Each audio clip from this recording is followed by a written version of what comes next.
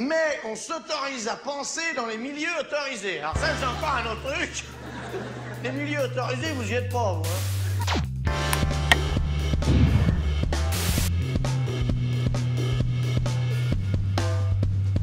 Bonjour Juan Branco. Bonjour. Merci d'être avec nous aujourd'hui pour parler de votre livre très récemment paru aux éditions du Cerf, qui s'appelle Assange, l'anti-souverain, que voici.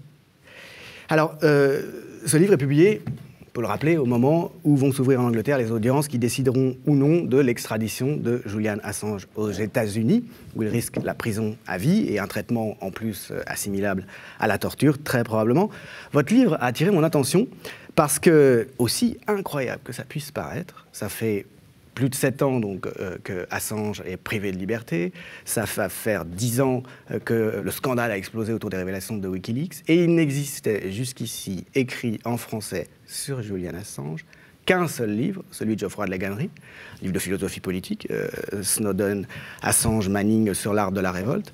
Votre livre est le deuxième à être consacré à Assange. Il y en a un troisième qui paraît en même temps par 2 journalistes en ce moment. Comme c'est une affaire qui m'intéresse beaucoup du point de vue de la philosophie politique, évidemment, je me suis précipité là-dessus. Et j'ai été très surpris de la composition du livre. D'abord, on pourra peut-être commencer par là. Le protagoniste, c'est Assange. C'est la question philosophique-politique de l'anti-souverain. Mais le protagoniste, c'est aussi Juan Branco. Il y a beaucoup de questions de vous dans ce livre. C'est même une sorte d'objet non identifié, je dirais, du point de vue du genre. Puisqu'on vous suit, on suit votre itinéraire. Vous êtes en scène comme jeune étudiant d'abord, ensuite à travers vos expériences professionnelles, vos premières expériences professionnelles, jusqu'à ce que vous deveniez, que vous rencontriez Assange, et puis, etc., etc. La première question que j'aimerais vous poser, c'est sur le genre. Pour vous, c'est un livre qui appartient à quel genre? Moi, je pense que c'est un livre de philosophie très exigeant. J'ai essayé de mettre en scène, en effet, cette relation que j'ai eue avec Assange, dans le sens où j'ai essayé de montrer comment est-ce que nos itinéraires s'étaient croisés, et comment est-ce que l'on était devenus amis, collaborateurs, et comment j'étais devenu son avocat, enfin. Et ce qui est d'ailleurs une réponse aux déclarations récentes du bâtonnier de Paris qui dit qu'on ne peut pas être proche de ses clients. Il y a eu cette affaire d'affaire Pawlenski, on en reparlera peut-être. Mais par exemple, avec Assange, il y a vraiment eu très rapidement cette idée que l'engagement que l'on prenait allait au-delà de la question formelle de représenter quelqu'un à travers un contrat qui deviendrait son client, etc. Je n'ai jamais osé parler de Assange comme mon client. Ça aurait été presque une insulte pour mon rapport à lui à ce niveau-là. Donc, j'essaye d'écrire et de comprendre surtout comment est-ce qu'on se retrouve à être en position de représenter, de travailler avec une des figures les plus honnies, admirées, détestées, en même temps protégées de l'espace public contemporain. Et vous dites que c'est un livre de philo. Ouais. Il y a une théorisation très forte à tous les niveaux. Tout à fait. Sur la figure de l'anti-souverain qu'il est censé représenter, sur la notion de l'événement. Parce que je commence, en fait, c'est un truc avec la comparaison. Il y a 2 prologues, mais mon propos sur Assange, il commence avec la notion de notoriété dans l'espace contemporain. Donc je compare à Justin Bieber. Et je montre, en fait, comment à un moment, il explose Justin Bieber en termes de notoriété, mais ça dure 2 semaines. Et donc on a Justin Bieber qui se maintient semaine après semaine à des niveaux de notoriété extraordinaires. Et à travers les outils statistiques de Google Trends, on peut voir à l'échelle mondiale comment Assange a une sorte de pic comme ça, puis redescend, mais suffisamment pour marquer les consciences. Et ce que j'essaie de réfléchir à ce qui fait que, qu'est-ce que la notoriété? Qu'est-ce que vous faites avec cette notoriété? Donc Justin Bieber, par exemple, tout le monde le connaît, mais quel est son effet sur le réel? Est-ce qu'il produit de l'événement? Est-ce qu'il produit une matière politique? Ou est-ce qu'il produit une transformation des destins, des vies? Ou est-ce qu'il les accompagne, ainsi de suite? Et j'essaie de voir comment est-ce qu'en fait, il y a à partir d'une même donnée, par statistique, par exemple, tout simplement le niveau d'intérêt qu'on va avoir pour telle ou telle personne, des parcours qui peuvent être radicalement en rupture dans leur capacité d'impact sur le monde. On peut avoir des figures qui sont complètement conventionnelles et qui ne dérangent rien, et qui vont pourtant avoir une très grande visibilité, mais qui justement vont se conformer au réel, et d'autres qui au contraire, même avec une sorte d'intensité beaucoup plus variable, vont être en capacité de transformer le monde, même si le geste ne les identifie pas nécessairement à leur identité. Alors dans la manière de procéder, vous dites que ce livre est une mise en abîme, ce que vous expliquez dès le début. Ce livre alterne éléments factuels et philosophiques. Il propose une aventure allant du Quai d'Orsay aux Indignés. C'est vous qu'on voit en stage au Quai d'Orsay au début. Recruté, pardon. Maintenant, tout est tellement remis en question en ce moment. Recruté au Quai d'Orsay comme conseiller. J'étais auprès de. Vous travaillez auprès d'un conseiller du ministre. Voilà, c'est ça, auprès du conseiller spécial de Laurent Fabius. C'est ça. Au moment de la guerre en Syrie, ça se passe en 2013. Au début. Vous dites le livre fait une mise en abîme d'un monde dans laquelle chacun pourra piocher sans ordre particulier. Donc il y a un ensemble de textes. Il y a 6 chapitres, plus des annexes, plus un prologue, et on passe de votre itinéraire à vous, à Assange, à son itinéraire à lui, une fois que vous l'avez croisé, puis à des réflexions philosophiques plus larges sur ce que c'est que l'anti-souveraineté. Là, vous reprenez des éléments que vous aviez préparés pour un séminaire, pour un cours même. C'est ça, qu'on vous avait confié à l'École normale supérieure. On demandé de faire un normal que je n'ai pas fait finalement. Ouais. Et puis, donc oui, vous terminez encore par 4 annexes, dont certaines n'ont absolument rien à voir au départ avec Assange, en tout cas, au départ, si ce n'est qu'elles mettent en scène le souverain, ce que vous appelez le souverain, c'est-à-dire en fait l'appareil d'État, le pouvoir d'État, dans diverses circonstances, par exemple pendant l'occupation à l'ENS. C'est des gestes très similaires à ceux qu'a commis Julian Assange. Donc en fait, le livre est construit comme si c'était un séminaire à l'École normale supérieure. Donc en gros, je présente l'école, je montre aux personnes qui lisent le texte comment est-ce qu'on enseigne dans cet endroit très prestigieux que peu de personnes connaissent finalement en dehors de Paris, qui était créé après la Révolution pour former les élites universitaires, mais aussi tout simplement scolaires du pays. Donc, ils formaient les professeurs, les hussards noirs de la République, qui allaient sur tout le territoire pour prêcher la bonne parole de notre régime. Et c'est devenu, en fait, au fil des années, au fil des décennies, l'une des institutions de pouvoir les plus importantes, distributrices de pouvoir les plus importantes en France, avec Polytechnique, avec l'ENA. C'est-à-dire qu'être à Normal Sup,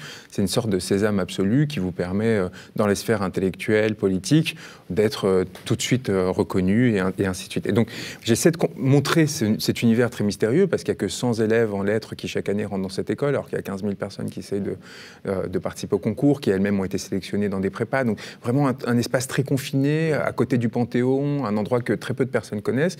Moi, je monte de l'intérieur et je propose aux lecteurs de rentrer dans cet espace et de découvrir Julian Assange comme s'ils étaient les élèves de cette école et comme si ce séminaire avait en effet eu lieu. Et à partir de là, évidemment, je décompose cette figure de la dissidence, mais à partir d'une position de pouvoir théorique, vous voyez, à partir de la position du maître qui donne une leçon et qui explique à des étudiants qu'est-ce que l'on doit penser du dissident. Et donc il y a une sorte de mise en abîme comme ça sur la pensée qui essaie de provoquer des réactions chez le lecteur de l'ordre de la résistance, de l'appropriation, et aussi des changements de désir. Est-ce qu'ils ont envie d'être du côté du pouvoir? Est-ce qu'ils ont envie de basculer du côté de l'anti-souveraineté de Assange? Est-ce qu'ils sentent qu'en fait il y a la possibilité d'être dans l'un et l'autre à la fois? Et donc ça finit, comme vous le disiez, sur cette annexe sur l'occupation de l'école normale supérieure, qui permet en fait quelque part de proposer un renversement de l'école. C'est-à-dire qu'on commence par participer à ce livre comme étant un élève de l'école, et on finit par l'occuper, vous voyez. Et donc, entre les deux, il y a eu quoi? Il y a eu la rencontre avec Assange. Et quelque part, c'est en fait ce qui m'est arrivé dans mon parcours. C'est-à-dire, je suis rentré à l'école normale, j'ai participé à toutes ces institutions de pouvoir, du Quai d'Orsay, de la Compagnie internationale, de l'ONU, etc. Et il y a eu une rencontre qui, dans ma vie, m'a fait complètement basculer dans un autre monde et qui m'a fait revisiter tout ce parcours passé jusqu'à finir par être l'une des personnes qui avait participé à l'occupation de l'école en 2018. Et donc, évidemment, il y a une introspection à travers ce cheminement, mais il ne faut pas penser que ce soit un travail égotique ou narcissique. C'est-à-dire que j'essaie à chaque fois d'utiliser les éléments auxquels j'ai eu accès pour redistribuer des savoirs sur ce qui me semble être des personnes et des institutions très intéressantes, que ce soit l'État, le Quai d'Orsay et Assange. Il y a relativement peu de personnes, en fait, qui, à un moment ou à un autre, ont la possibilité d'accéder à ces lieux-là et de pouvoir raconter comment ils fonctionnent, quelles sont leurs structures, et ainsi de suite. Donc finalement, on a le sentiment que le mouvement est le même que dans Crépuscule, même si c'est un livre qui n'a absolument rien à voir, Crépuscule, avec celui-là. Le mouvement reste le même, à savoir que dans Crépuscule, finalement, vous êtes embedded, vous êtes un insider, disons, de la caste, hein, et vous trahissez, vous vendez la mèche, vous trahissez la caste, et vous vous adressez à des gens qui n'en sont pas du tout, au contraire. Et ça a un succès fou, puisque auprès d'un public très populaire, ce que vous avez à raconter sur vos semblables, en tout cas ceux qui étaient vos semblables, et dont vous ne jouez plus le jeu, passionne et se retrouve avec un gros enjeu politique. Et ça, c'est un peu le prologue de Crépuscule. C'est ce qui permet de comprendre pourquoi j'ai écrit Crépuscule. Vous voyez, c'est tout ce qui m'arrivait avant Crépuscule, mais c'est pas un récit de ma personne. Il y a très peu d'éléments sur moi en tant qu'individu, mais c'est toutes les institutions que j'ai traversées avant et qui m'ont amené à cette rupture et à ce soutien avec les Gilets jaunes. Sauf que, encore une fois, c'est pas tant qu'est-ce qui, moi, m'a amené à faire tout ça, on s'en fout complètement, c'est qu'est-ce qui fait que dans ces institutions qu'on a produit les Gilets jaunes. Et donc, la dernière conférence où je m'adresse m'adresse, je pense à la dernière annexe, où je m'adresse aux étudiants qui occupent à Censier, où je leur dis, mais vous qui êtes en train, en gros, d'être ceux qui annoncent de grandes luttes, je leur dis ça quelques mois avant les Gilets jaunes, vous êtes en train de faire sur cette université ce que Julian Assange fait dans son ambassade. Et j'ouvre une porte comme ça, non seulement des étudiants vis-à-vis de révoltes populaires qui pourraient venir, mais aussi vis-à-vis de résistants qui semblent isolés dans un autre monde. Parce que là, quand les gens pensent à Julian Assange aujourd'hui, ils se disent, mais c'est un tout autre monde que moi. Il est tout seul dans sa bulle, que ce soit bien ou mal. Est-ce que ça me concerne directement? Pas vraiment. Ce que je montre, au contraire, c'est qu'Assange s'inscrit dans un mouvement beaucoup plus large de fracture de la société, notamment lié aux innovations technologiques, et qui, pour se comprendre soi, il faut peut-être passer par en comprendre des extrémités comme celle d'Assange. Le risque que vous prenez, c'est de déstabiliser complètement le public de Crépuscule, et vous en parlez d'ailleurs dès le départ dans votre note liminaire. Vous dites qu'il y a un lien avec Crépuscule, bien sûr. Ça s'adresse aux lecteurs de Crépuscule, comme à ceux du présent ouvrage, au départ. Vous avez donc bien l'intention de nouer un lien continu avec un certain lectorat. Le problème étant, j'imagine, et vous le prévenez dans votre note en disant que ça pourrait être déstabilisant, que la matière et l'écriture, qui sont celles de ce livre, sont beaucoup plus ardues. C'est plus quelque chose qui est facilement lu, disons, par vos pairs, par des cagneux, normaliens, c'est de la philo. Alors, à eux, c'est pour ça que j'ai fait ce prologue où j'essaie d'aider les gens à rentrer dans le texte et que je fais ces annexes. Par exemple, moi, je recommanderais aux lecteurs qui ne sont pas habitués à lire des textes universitaires ou d'un certain... Il y a un côté très universitaire, avec des notes de bas de page, des renvois mais à des références. Elles sont drôles, les notes de bas de page. Souvent, c'est qu'il y a une sorte de rupture aussi, de saccage. Tout à fait. Et je recommande de commencer peut-être par la conférence à Censier, justement. Où en fait, il y a une exposition par la fin, c'est d'une des annexes qui commence en fait par une sorte d'exposition assez large, factuelle, parce que c'est un langage oral assez simple à saisir, qui présente les différents enjeux. Et après, s'ils veulent un moment faire cet effort, parce que moi je crois, vous savez, Crépuscule déjà, moi, ce que me disait mon éditeur, ce que me disait Denis Robert, ce que me disait tout le monde, c'était, mais c'est écrit de façon trop compliquée, ça va pas marcher, il y a une exigence beaucoup trop importante. Et moi je leur disais, mais au contraire, s'il y a un désir de lecture, les gens, ils vont faire cet effort. Il faut arrêter de penser qu'en France, il y aurait des illettrés. Il y a une question en fait de désir. Qu'est-ce qu'on a à leur apporter en échange de cet effort supplémentaire qui va être demandé? Et moi, je suis convaincu qu'on peut amener justement et transmettre.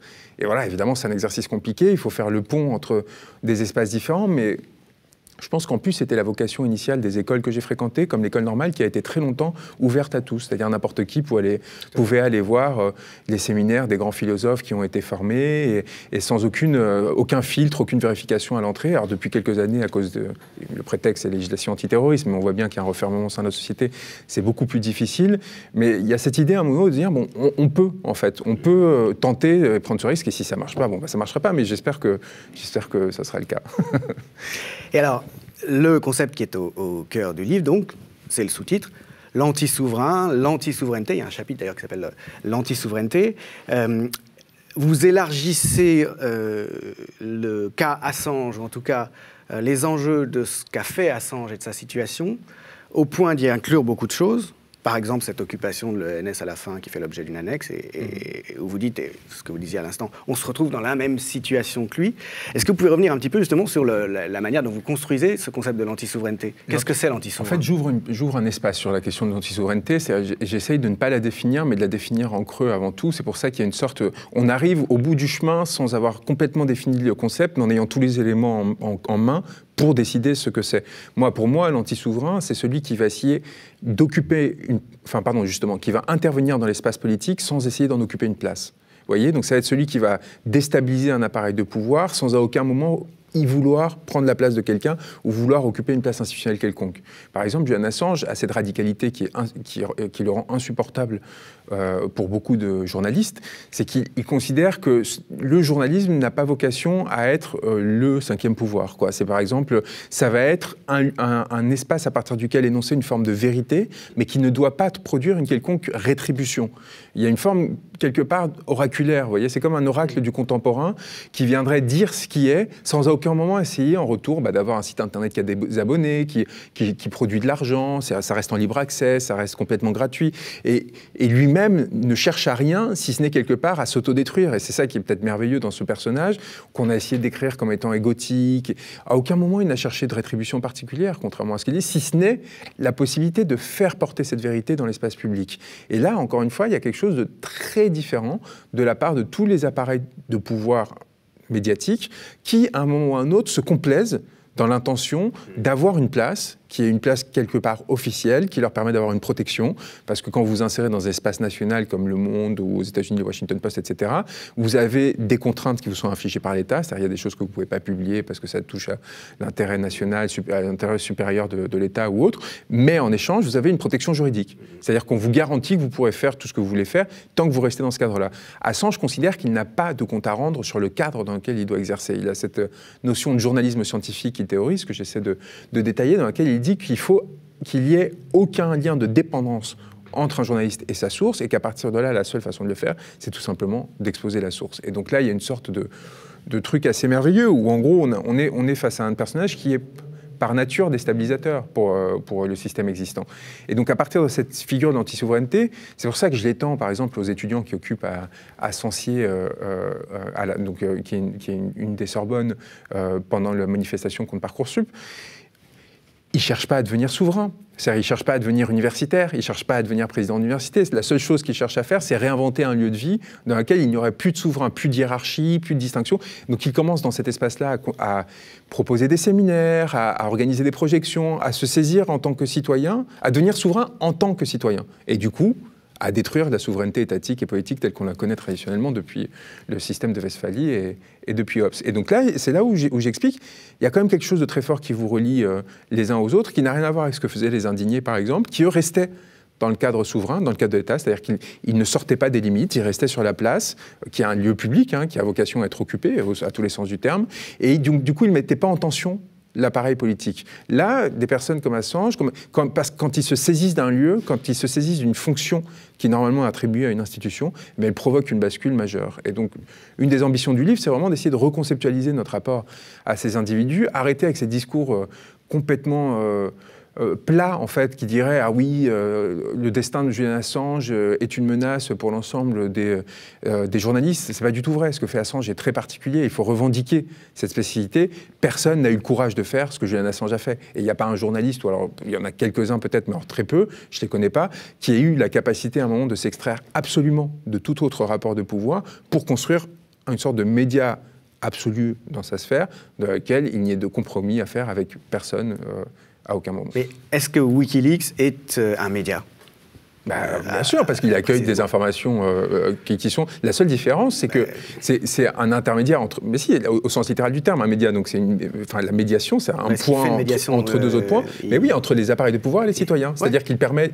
Moi, je considère Wikileaks, la fonction fondamentale... Il fait fuiter, comme son nom l'indique. Oui, mais il permet la fuite. Ouais. C'est pas un lanceur d'alerte. Ça, c'est aussi une autre confusion qu'on fait souvent. Assange n'est pas un lanceur d'alerte. C'est quelqu'un qui permet aux lanceurs d'alerte d'exercer leur fonction. Évidemment qu'il y a une éditorialisation sur Wikileaks. Il ne publie pas n'importe quel document qu'il leur est envoyé. Et évidemment, ils décrivent, ils donnent, chaque fois, quand ils publient un bloc de données, ils disent, bon ben voilà, c'est telle donnée qui a été publiée, qui a été produite par tel appareil de pouvoir à tel moment, on le publie parce que ci et parce que ça. Donc en ça, c'est un média. Et par ailleurs, moi, je pense que c'est surtout, et ça va être ce qui va rester de Wikileaks, à mon avis, pour l'histoire, contrairement à ce que beaucoup de journalistes pensent, et de citoyens d'ailleurs, qui pensent que la valeur de Wikileaks est avant tout produite par sa capacité à produire du scoop. Vous voyez, donc à chaque fois qu'il y a une nouvelle révélation de Wikileaks, la première chose qu'ils vont chercher, c'est qu'est-ce qu'il y a de nouveau ? Qu'est-ce qu'ils nous disent ? La valeur de Wikileaks, à mon avis, est beaucoup plus puissante que celle-là, parce que qu'est-ce que fait Wikileaks avant tout ? En fait, tout simplement, ils archivent quasiment de façon simultanée à la production de données le fonctionnement des appareils de pouvoir. C'est la plus grande bibliothèque des appareils de pouvoir contemporains. Ils nous permettent d'accéder quasiment en temps réel à comment fonctionnent des grandes entreprises comme Sony, des grandes administrations comme le département d'État américain, évidemment des institutions comme la CIA avec leurs outils d'espionnage numérique et ainsi de suite. Et donc là, ils permettent en fait à n'importe quel citoyen de se transformer en chercheur, mais aussi potentiellement aussi en journaliste. C'est-à-dire aller chercher des informations, trouver des scoops dedans, y compris des mois après la parution. Et alors, par exemple, il y avait une grande incompréhension sur les Macron Leaks. Qui disait mais en fait il n'y a pas tant de scoops. Bah oui évidemment, et c'est de là que m'est venu ce truc de Crépuscule qui est de dire ils ne sont pas corrompus, ils sont la corruption. Évidemment qu'il n'y a pas de scoop particulier dans les Macron Leaks parce que ces personnes-là sont spécialistes. Leur fonction principale de la Macronie en général, c'est de maîtriser la fabrique de la loi et savoir comment rendre légale leur corruption. Donc c'est évident qu'il n'y a pas de transgression trop apparente. Par contre, au fil des mois, on s'est rendu compte qu'il y avait des milliers d'informations, ça fourmillait d'informations passionnantes pour savoir comment est-ce qu'ils prenaient leurs décisions, comment est-ce qu'ils fabriquaient cette corruption en contournant justement tous les comportements qui seraient trop immédiatement illégaux. Ils énoncent leurs objectifs. Leurs objectifs, mais aussi la façon justement dont ils vont contourner la loi, tout en l'utilisant. Et ça, évidemment, si seulement quelques journalistes y avaient eu accès, ils s'en seraient peut-être pas rendu compte. Alors que là, en étant mis pour le grand public, en fait, ça permet à tout un chacun d'aller piocher. Et c'est comme ça que beaucoup d'informations sont sorties, notamment sur la taxe carburant. Des mois et des mois plus tard, des gens découvraient de nouvelles informations rétroactivement qui, sur le moment, en fait, apparaissaient pas comme étant importantes parce que personne ne savait, en juillet 2017, ce qu'était la taxe carburant. Personne n'avait en tête cette idée-là. Donc voilà, donc ça, c'est quand même quelque chose qui, à mon avis, est très fort, quoi, et qui permet de comprendre 10 ans plus tard pourquoi telle personne-là agit de telle façon, parce qu'en fait, on la retrouve 10 ans en amont dans tel document. Mais ce en quoi c'est institutionnel, anti-institutionnel, entre autres, la démarche de Wikileaks, c'est qu'il empêche le secret d'État. Enfin, il empêche le contrebalance, en tout cas, parce qu'évidemment, c'est une guerre asymétrique. C'est-à-dire que Wikileaks n'est pas en capacité de révéler en temps réel les secrets d'État. C'est-à-dire qu'il y a c'est des para-coups. Ils créent des entailles dans le secret d'État pour essayer d'en compenser l'excès. Mais toute tentative de la part de l'appareil d'État pour maintenir secrète un certain nombre de choses se trouve désormais en danger. Enfin, en tout cas, il y a cette épée de Damoclès. Avec Wikileaks, ça peut sortir. Oui, mais ce qui est truc merveilleux, c'est, je pense, c'est en 2008-2009, je raconte dans le livre, Wikileaks publie un document du ministère de la Défense états-unien parlant de Wikileaks. Et là, on est dans une inception extraordinaire, quoi. Il y a quelque chose de... J'imagine la jouissance de Julian au moment de sortir ce document, ça devait être une sorte déjà de première consécration assez extraordinaire. Et donc, là où il est aussi anti-institutionnel, c'est qu'à un moment, c'est exactement comme les Gilets jaunes, là aussi. C'est pour ça, en fait, c'est beaucoup plus proche que ce que l'on pourrait penser, tous ces mouvements. Et c'est pas anodin que les Gilets jaunes aient fait d'Assange, pour une partie d'entre eux, une lutte importante, vous voyez. Il y a un lien. Il a refusé que Wikileaks devienne une institution classique, vous voyez. Il a lié son sort et son corps à celui de Wikileaks jusqu'au bout, en exigeant qu'il y ait cette sorte de passion qui se crée entre sa création et son destin. Et il résiste à toute forme, voilà, qui ferait qu'on pourrait créer une sorte de maison tranquille qui commencerait à se bureaucratiser avec ses règles, etc. Il garde cette sorte de primauté animale, quelque part, quoi, qui est que ça reste un lieu d'accueil et de déploiement des impulsions. Il est radicalement anti-institutionnel, et c'est ça qu'on entend quand vous dites anti-souverain. Ce qui pose quand même la question de savoir comment on s'organise, comment on dispose de soi-même en tant que collectivité, s'il n'y a ni institution ni souveraineté. Il donne en fait la possibilité aux citoyens de se réorganiser à leur échelle. C'est-à-dire qu'il redonne du pouvoir aux citoyens qui peuvent, eux, redevenir souverains. Si vous voyez, le secret permet aux États et aux institutions de capter du pouvoir. Et à partir de ce secret-là, de créer une asymétrie avec leurs constituants, avec les citoyens, qui permettent quelque part soit de les manipuler, soit de les tenir, soit de les dominer pour de bonnes ou de mauvaises raisons. Là, ce que Julian Assange fait, c'est qu'il redistribue ce savoir, et donc du coup, il redistribue ce pouvoir, et il permet à tout un chacun de considérer que bon, en fait, l'appareil d'État n'était pas aussi mauvais que cela, qu'on peut continuer à vivre avec, il faut peut-être faire quelques ajustements, ou au contraire qu'il faut devenir complètement anarchiste parce que c'est un scandale ce qui est révélé, et ainsi de suite, ou un entre-deux. Par exemple, les Macron Leaks ne sont pas amenés à... dans l'immédiat, à provoquer une rupture fondamentale avec la Macronie. Il n'y avait pas de scandale tel qui était révélé. Par contre, ça a permis de mieux analyser leur fonctionnement, et ça a joué un rôle, à mon avis, dans le fait de permettre aux Gilets jaunes de s'installer dans le temps, parce qu'ils avaient la légitimité donnée par les Macron Leaks, qui montrait, par exemple, que la taxe carburant n'était pas une mesure écologique, mais qui visait à financer le CICE. C'est pas rien. Vous voyez, ça vous donne tout d'un coup un élément qui, dans le rapport de force qui existe toujours entre une institution et ses constituants, de pouvoir basculer plutôt du côté des populations. Il met à disposition des gouvernés des éléments d'information sur ce que font les gouvernants en leur nom, c'est ça ? Voilà. Et que qui normalement est à la base de la démocratie. Exactement, sauf qu'il y a une tendance naturelle chez tout être à vouloir préserver son pouvoir, à vouloir préserver son secret. Et à la représentation politique, une tendance naturelle à devenir une confiscation. Exactement. Et là, il y a aussi, encore une fois, on en revient aux Gilets jaunes, c'est pour ça que je trouve ça extraordinaire, et assez naturel, c'est que toute cette volonté de démocratisation, dans le sens d'une démocratie directe qui a été portée par les Gilets jaunes, évidemment...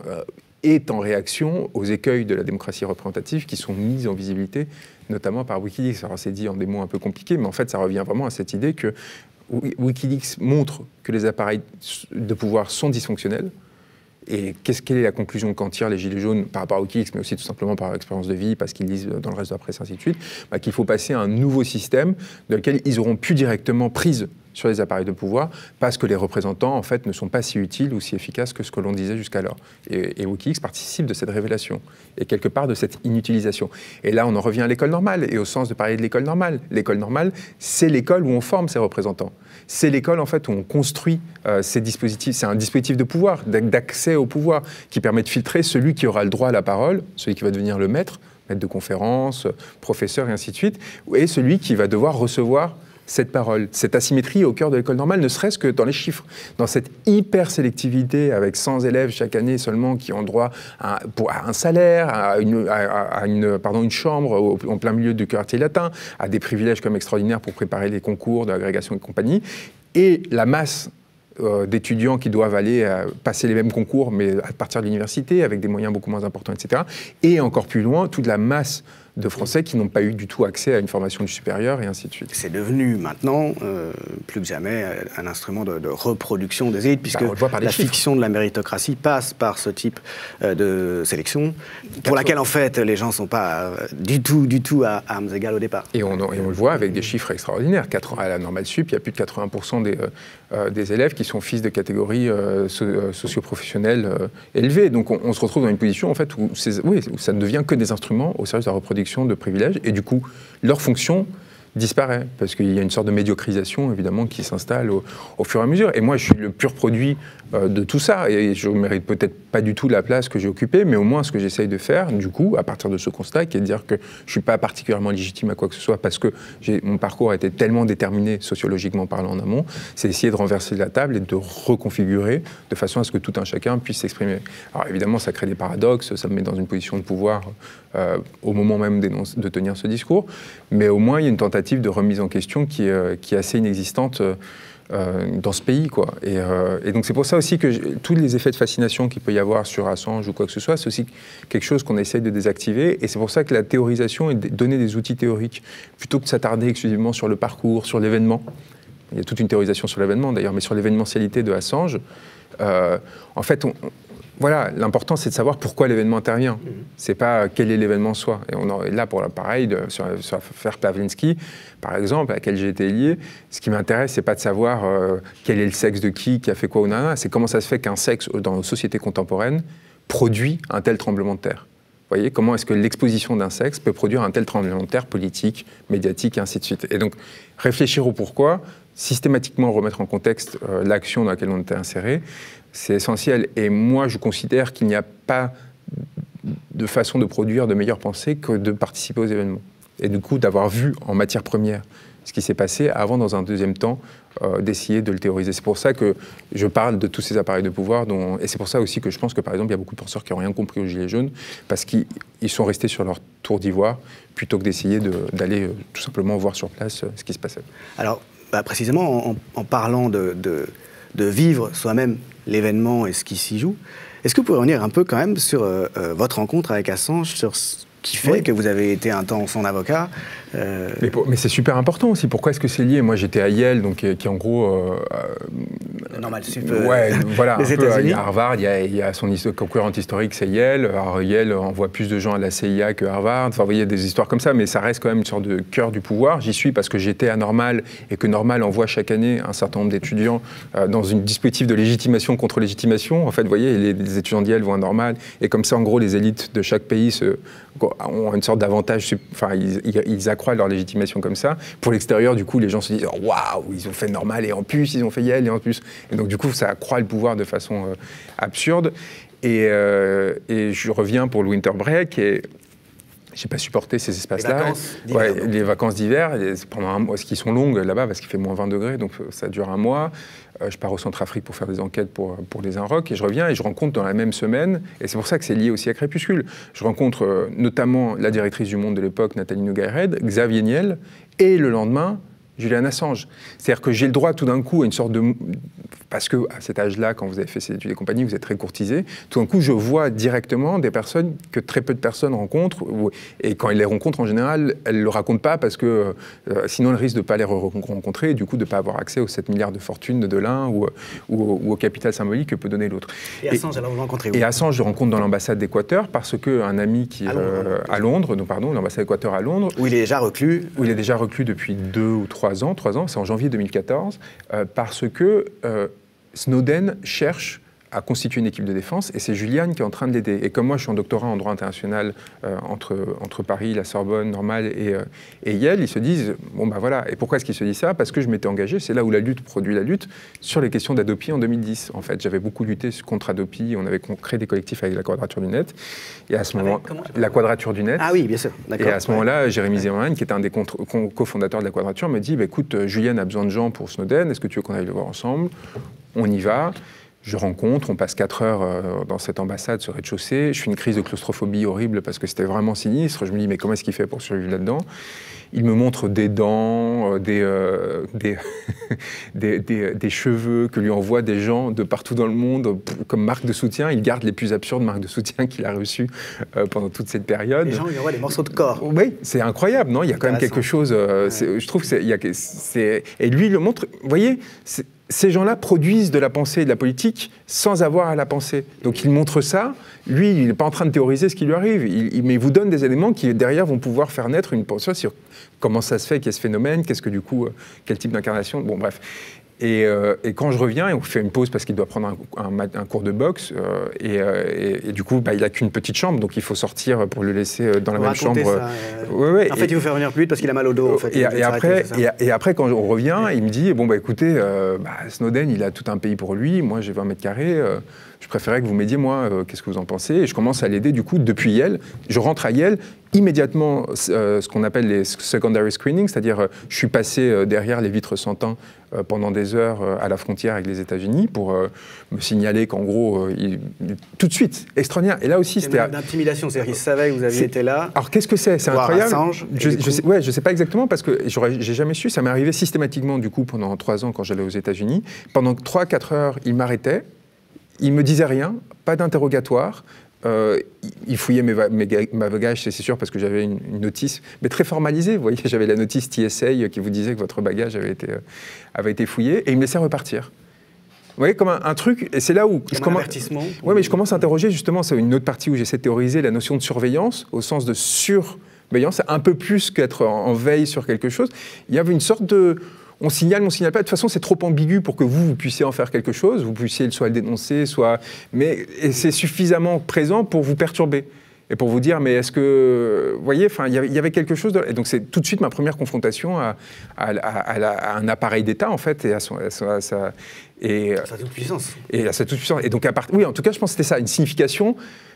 En gros, ce qu'ils essayaient de me dire, c'est on a votre destin entre nos mains.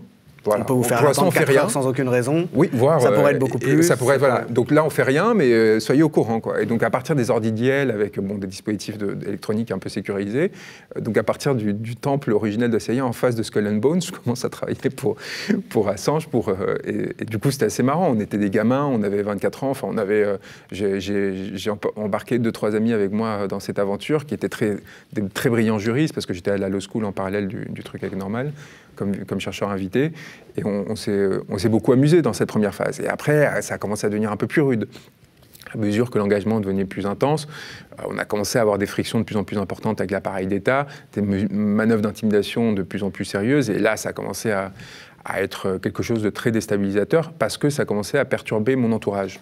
Voyez, et c'est là où en fait on bascule dans quelque chose d'autre. Vous, tant que vous êtes dans une situation stable, très carrée, etc., tout va bien. Mais dès le moment qu'on sent que ça commence à créer des formes de déstabilisation chez les personnes que vous aimez, et là il faut commencer il faut être fort, quoi, à ce moment-là. Qu'est-ce que vous avez fait comme travail pour lui? en tant qu'avocat, donc, parce qu'à un moment donné, vous étiez officiellement l'un de ces avocats, je suis devenu avocat, avocat en fait, en France. Quelque part, je suis devenu avocat pour assurer ma mère, quoi. C'est-à-dire que je travaillais comme conseiller juridique d'Assange et c'était super exposé. Et donc, quand vous êtes avocat, vous avez quand même une protection un peu plus importante. Vous avez passé le barreau Je suis rentré dans l'école du barreau après mon doctorat pour quelque part pour ça, ouais. C'est-à-dire pour une sorte de... Bon, maintenant on se calme, de toute façon, je fais du travaux juridiques, donc tant qu'à faire. Donc je deviens assez tardivement avocat de Julian, vers 2017, en avril 2017. Mais les 3 années précédentes, je travaille comme conseiller juridique, dont 1 an à temps plein à coordonner l'ensemble d'équipes d'avocats. Parce qu'il y avait quasiment un moment, il y a eu jusqu'à 80 avocats qui travaillaient pour Julian. Et donc moi, je faisais partie de ceux qui essayaient de mettre en contact Amal Clooney avec Balthazar Garson, avec Gareth Pierce, et pour s'assurer qu'ils travaillaient ensemble. Balthazar Garson, c'est donc, ça? Balthazar était le directeur de l'équipe juridique, et moi, j'étais celui qui coordonnait pour lui, donc en suivant ses instructions et celles de son client, de Julian Assange, et qui essayait d'arranger avec les personnes qui travaillaient avec lui de façon à ce qu'on aille fonctionner. Je commence par là, puis après, je commence à m'occuper des institutions internationales, des démarches auprès de l'ONU. Et donc, je commence à faire ce travail très important qui amène notamment aux décisions qui qualifient de détention arbitraire ces situations. Et ensuite, je fais un travail en France de représentation à partir des révélations sur l'espionnage des présidents de la République. Oui. C'est-à-dire qu'à ce moment-là, ils me demandent de rendre public mon engagement, ce qui est à la fois un soulagement et un traumatisme, parce que j'étais enfermé dans une forme de bulle de secret très violente jusqu'alors, où personne ne savait, avec des téléphones cryptés, avec toute une sorte de truc qui faisait qu'on essayait vraiment d'éviter que qui que ce soit au courant. Et à partir de là, c'est l'inverse. C'est-à-dire que je me retrouve du jour au lendemain chez Bourdin, avec le Monde en interaction directe, à essayer à publier des tribunes dedans. Ça, c'est au moment où est révélé le fait que les États-Unis espionnent toujours les chefs d'État européens, sans d'ailleurs, et c'est vraiment très intéressant, que ça suscite de réactions sérieuses. Mais bien sûr, parce qu'ils ne peuvent pas. En fait, c'est un symptôme sur la dépendance, sur l'absence de souveraineté désormais des États européens ou de l'Europe elle-même à l'égard des États-Unis. Assange aurait dû avoir à ce moment-là la Légion d'honneur et l'asile. François Hollande me laisse entendre que ce serait possible, qu'il faut qu'on se voit, etc. Et quand on fait toutes les démarches, c'est-à-dire qu'on publie cette tribune dans Le Monde, où on explicite les liens que Julian a avec la France et ainsi de suite. Et où il y a une perche aussi pour une demande d'asile. Voilà, exactement. 45 minutes plus tard, on se prend un communiqué de l'Élysée. Après une étude sérieuse et prolongée du dossier, il ne sera pas possible de donner suite à votre demande. 45 minutes après, quoi. Et là, on se dit, mais incroyable. Et à partir de là, commence une cabale contre moi de la part du Monde, qui en fait se fait engueuler par les services. Alors c'est une histoire géniale, mais c'est de là que commence aussi une conflictualité. Le journal Le Monde. Parce qu'ils ont publié la réponse trop vite, c'est ça? Non, parce qu'ils ont publié la tribune et ils se font engueuler. Votre tribune. Ils se font engueuler en disant mais vous vous rendez pas compte, vous êtes manipulés, c'est les Russes derrière tout ça, etc. C'est incroyable. C'est un truc. Et pourquoi est-ce qu'ils font ça? Parce que la DGSE a été humiliée par les révélations de Wikileaks, qui tout d'un coup montrent qu'en fait, qu'ils ne font pas leur travail, qu'ils ne protègent pas bien les présidents de la République. Et que les présidents ne leur demandent pas spécialement de le faire, ce travail. Voilà. C'est ça qui est et on se retrouve dans cette situation où, du coup, c'est le petit gamin de 25 ans qui devient une sorte d'agent du KGB, enfin du FSB, qui doit se faire sauter. Et donc, à partir de là, des tensions assez fortes avec la rédaction du Monde qui vont déboucher, qui vont avoir plusieurs conséquences par la suite. Mais donc, toute cette aventure, je la vis beaucoup trop jeune, pour le coup. C'est-à-dire ce passage vers l'espace public, il y a un effet traumatique très important, c'est un échec. Moi, j'avais promis à Julian de sortir en 6 mois de son ambassade. On n'était pas loin, finalement, parce qu'il y avait cette possibilité, cette fenêtre ouverte. Est-ce qu'il y a eu une erreur de calcul, notamment de ma part, sur la façon de gérer ? Parce que ça, c'est intéressant aussi, c'est toujours l'équilibre entre public et privé. Est-ce qu'il ne fallait pas attendre avant de rendre publique cette lettre dans Le Monde? Est-ce qu'on n'a pas forcé une décision de la part de François Hollande, qui se positionne publiquement, là où on aurait pu faire mariner le sujet? Est-ce qu'au contraire, il n'aurait pas fallu aller plus vite, de façon à ce que les États-Unis ne puissent pas intervenir dans cette affaire? Et moi, j'ai longtemps porté la croix là-dessus, c'est-à-dire qu'est-ce qui fait que ça n'a pas marché, quoi. Est-ce que, même s'il y avait 1% de chance, il y avait cette fenêtre ouverte, Julian aurait pu venir se retrouver à Paris, on aurait pu s'éviter toute cette catastrophe, et ça n'a pas pris. Et il y a eu d'autres épisodes comme ça qui sont vraiment... où vous avez l'impression de vivre dans un film, quoi, que ce soit des moments où vous vous retrouvez dans des hôtels avec des membres de gouvernement, des histoires complètement délirantes qui sont assez drôles, avec les chambres d'hôtel, vous voyez des trucs dans les mauvais films américains d'espionnage où des gens déguisés vous amènent dans une chambre, vous montent et vous disent bon bah voilà, de quoi vous voulez parler, etc. Ou par exemple, un des souvenirs les plus fascinants, c'était un moment où Correa était encore au pouvoir en Équateur. Moi, j'étais dans l'ambassade avec... Donc le président de l'Équateur qui a donné l'asile politique, qui a accordé l'asile politique à Assange au moment où il allait... Et qui a eu le courage et il n'y a eu aucune difficulté à le faire, c'est-à-dire pas de conséquences particulières, ce qui montre la lâcheté de nos dirigeants. Si un petit pays comme l'Équateur est capable de faire un tel geste, pourquoi est-ce que la France n'en serait pas capable? Bref, on est à ce moment-là et Correa, en fait, fait face à une tentative de coup d'État. Il y a des manifestations, et donc on suit en direct les manifestations à Quito, depuis l'ambassade d'Équateur à Londres, en se disant qu'est-ce qui va se passer? Est-ce qu'ils vont rentrer dans l'ambassade dans la foulée pour nous sortir de là? Et donc il y avait une sorte. Si le coup d'État réussi, Assange. Mais c'est ça. Et donc on voyait ces masses de personnes qui étaient en train d'encercler le palais présidentiel à Quito, et on voyait que notre sort était directement lié à ce qui pouvait se passer à Quito. Et là, vous avez une sorte de dissociation où vous dites ah oui quand même. On était là et je me souviens avait sorti un tableau avec un tableau d'écolier quoi, où il écrivait les différentes options, quelles étaient les différentes choses qu'on devait faire avec Balthazar Garçon, et on est en train de réfléchir à est-ce qu'on sort, est-ce qu'on prévient le truc. Et il y a eu plusieurs fois comme ça où on était sur le point d'ailleurs de le sortir de l'ambassade avant qu'il se fasse arrêter le 11 avril 2019. Et j'ai peut-être des regrets sur la dernière, fin décembre 2018, où je pense qu'on aurait dû sortir de l'ambassade à ce moment-là. Et on ne l'a pas fait. Et je me souviens, il m'a demandé qu'est-ce que tu en penses, est-ce qu'on y va ou pas. Il avait encore un passeport diplomatique d'Équateur, donc il y avait la possibilité de jouer là-dessus, de tenter le forçage. On savait très bien que... Il aurait été arrêté, mais qu'on aurait pu... Voilà, c'est ça, il n'y avait pas encore de mandat d'extradition officiellement de la part des États-Unis. Mais à ce moment-là, moi je vois, on était assis dans les toilettes parce qu'on devinait qu'il y avait ce qui a été révélé depuis, c'est-à-dire qu'il y a des caméras et des micros cachés partout. Donc on s'était enfermé là avec sa main droite, assis comme ça, recroquevillé, on se regarde et il pose cette question. Et à ce moment-là, enfin, je comprends une chose qui m'amène à commettre une erreur, mais qui est que c'est pas mon destin qui est en jeu, en fait. Et que je peux pas dire à quelqu'un, fais quelque chose, alors que je vais pas assumer les conséquences de cet acte-là. Et là, je le pousse pas, et je pense que je me suis trompé. Enfin, je pense qu'il y a quelque chose qui fait que sa vie, son destin aurait été différent, il serait évité cette année atroce. La décision a été prise aussi par Garçon, j'imagine. Non, mais là, on était là parce que on apprend à ce moment-là que le passeport diplomatique va être suspendu, qu'il faut le rendre. Donc on l'a encore. Il se trouve que je suis là à ce moment-là, on est tous les trois, et il y a plus personne que nous. C'est-à-dire tous les autres ont déjà donné tous les éléments, et il fallait, c'était la nuit, et il fallait qu'on décide d'y aller ou pas, quoi. Et moi j'étais pour, je lui dis, mais je...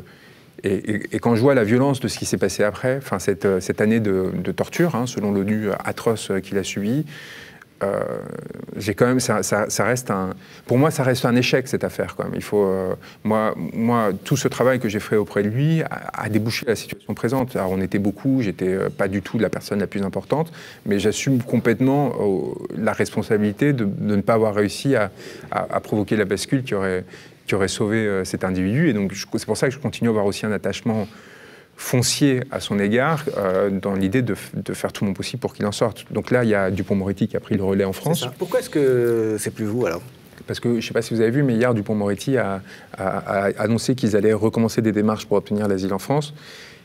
Je vous laisse deviner pourquoi je ne suis pas la personne idéale pour demander à l'Élysée une faveur aujourd'hui. D'accord, vous avez quitté ces fonctions-là après le début de l'affaire Pawlenski ? Avant, une dizaine de jours avant. Mais c'est pas avant même, de toute façon, l'affaire Pawlenski. Attention, ça va encore être retenu pour... Crépuscule suffisait largement pour justifier cette évolution. Et j'avais absolument pas envie de mettre en difficulté Juliane à ce niveau-là. Donc je comprenais parfaitement que s'il fallait délier nos deux sorts, c'était essentiel de le faire dans son intérêt. Donc ça faisait plusieurs mois qu'on discutait de la façon d'éviter qu'il y ait une sorte de tension qui se crée pour lui. Ça faisait un certain temps quand vous avez décidé d'arrêter, qu'on essayait de trouver la forme de trouver soit notre avocat ou pas. Finalement, Christophe Marchand, l'avocat belge, a suggéré Dupond-Moretti, et Juliane a décidé que c'était la meilleure option pour lui pour la suite. Et j'espère qu'il aura raison, et j'espère que le miracle interviendra. Ça serait un miracle absolu. Donc il ne faut pas avoir d'espoir, en fait. C'est ça le truc. Mais il ne faut pas non plus calculer. Parce que quelles étaient les chances que Julian Assange, un enfant des Bush australiens, change l'histoire du monde. Si on est en termes de calcul probabilistique, on explose complètement la concurrence. Donc jusqu'au bout, le fait de défier la rationalité, je pense que c'est un élément très important. Donc le procès va s'ouvrir le 24 février, c'est ça. Vous ne jouez plus aucun rôle dans la défense, vous allez suivre ça comme tout le monde, en quelque sorte. Ouais. Enfin, évidemment, j'ai gardé des liens d'amitié avec tout le monde, donc je suis au courant de ce qui se passe, mais là, je ne suis plus qu'un qu'un point d'appui supplémentaire pour lui. En fait. Et qu'est-ce que vous voyez comme possibilité pour lui? Dans quelles circonstances ou comment est-ce que les États-Unis pourraient renoncer à cette extradition? Ou comment est-ce que l'Angleterre pourrait cesser d'être le petit chien des États-Unis? On a des outils. Hein. Là, par exemple, l'équipe Jennifer Robinson a révélé que Trump avait tenté d'obtenir de Assange une déclaration sur la Russie en échange de son pardon. Si Assange disculpait Trump des accusations qui sont portées contre lui d'avoir été influencé par la Russie, Trump laisserait Assange ils avaient proposé ça. C'est là où on voit un peu la saleté des accusations contre Assange. C'est-à-dire qu'il aurait pu à n'importe quel moment sauver son destin sans aucune difficulté, mais ça n'a jamais été sa démarche. D'ailleurs, quelques mois après l'élection de Trump, qu'est-ce qu'il fait? Il révèle tout l'arsenal numérique de la CIA. Enfin, je veux dire, il y a mieux pour être en rapport de complaisance avec un pouvoir. Et c'est d'ailleurs à partir de là qu'en fait la machine se remet en branle pour le détruire à tout prix. En fait, jusqu'alors, il y avait sous Obama, il l'avait mis dans cette situation horrible, mais il considérait que c'était une sanction suffisante. Et là, après l'humiliation qui est faite à la CIA, là, il y a Mike Pompeo qui décide que WikiLeaks doit être dévasté et que c'est une atteinte à l'honneur des États-Unis qu'elle continue à exister. Et donc, il va y avoir une semaine de procès portant sur la possibilité d'extrader quelqu'un aux États-Unis depuis le Royaume-Uni pour des raisons politiques. Donc ça, c'est le premier argument de la défense qui va être présenté pendant une semaine. Et ensuite, il va y avoir 3 semaines en mai qui vont porter surtout sur le premier amendement, la question de la liberté d'expression et ainsi de suite. Le premier amendement donc, de la Constitution des États-Unis et qui protège justement la liberté d'expression. Et donc, à partir de là, il va y avoir ces 2 phases, avec entre les deux une pause importante. Il va y avoir un soulagement important parce que ça va permettre à Assange tout simplement de sortir de ce confinement extrêmement violent dans lequel il est plongé, dans cette prison antiterroriste construite après le 11 septembre à Belmarsh. C'est-à-dire qu'il va être élargi, il va être remis en liberté en résidence surveillée. À chaque fois qu'il ira au tribunal, bien sûr. C'est-à-dire qu'il y a au moins il va avoir des proches dans les tribunes, il va, comme il nous avait vu fin octobre. Il va sortir de l'isolement dans lequel il se trouve, il va y avoir un mouvement, torture. En fait, ce qui va faire que ça va être un peu moins violent, à mon avis.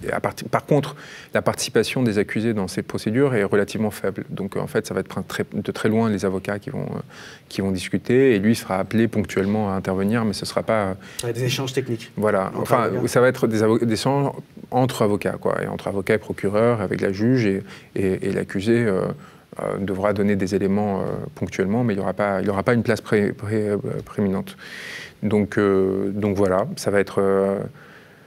un lourd procès, il y a des équipes extrêmement compétentes, c'est les plus brillants juristes dans chacun de leurs pays. C'était ça qui était aussi fascinant pour moi, c'était que je travaillais vraiment avec des personnes qui avaient une expérience extraordinaire, et j'espère qu'ils y arriveront parce qu'il y a un dossier très solide. Moi, j'ai participé jusqu'au dernier moment quand même à essayer de les aider à le constituer, donc j'espère maintenant qu'ils trouveront justice, tout simplement.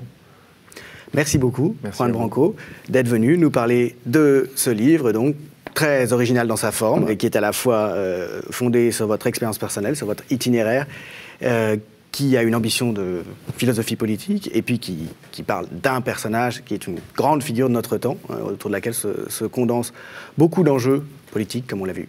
Merci beaucoup. Merci à vous.